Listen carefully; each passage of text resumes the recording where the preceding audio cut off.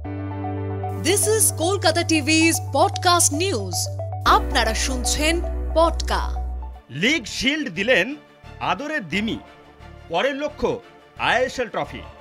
আমি পবিত্র, শোনাবো বিস্তারিত। সমর্থকদের নয়নের মণি দিমিত্রি পেত্রাতস এখন আর প্রথম 11ই থাকেন না, পরিবর্তে হিসেবে নামেন অথবা কারো চোট থাকলে শুরু করেন। কিন্তু রবিবার তিনি বুঝিয়ে দিলেন কেন তিনি সমর্থকদের নয়নের মণি।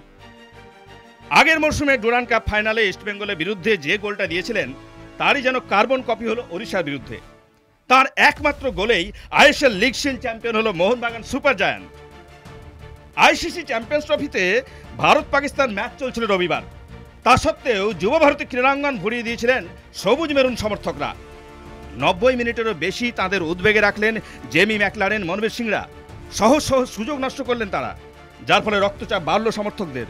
ত্রাতা হয়ে এলেন আদরের দিমি। 90+4 অর্থাৎ সংযুক্ত সময়ে বক্সের বাইরে থেকে তার বাঁ পায়ের শট জালে জড়িয়ে গেল।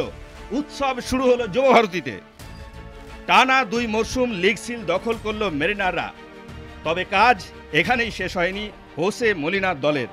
এবার লক্ষ্য আইএসএল ট্রফি। গত মরশুমে মুম্বাই সিটি এফসির কাছে যেটা খোয়াতে হয়েছিল, এবার জিততে হবে সেই ট্রফিটাও। অভিনন্দন মোহনবাগান। শুনুন পডকা রাত দিন 7 দিন।